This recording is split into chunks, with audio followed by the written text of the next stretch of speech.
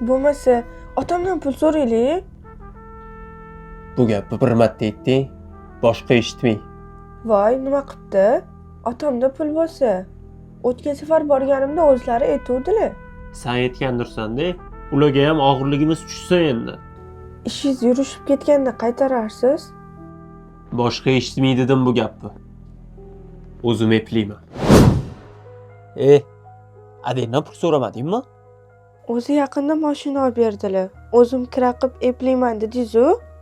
O'zing ko'rib turibsan. Metan yopu ish yo'q bo'lsa. O'zi adangga ham hayronman-da.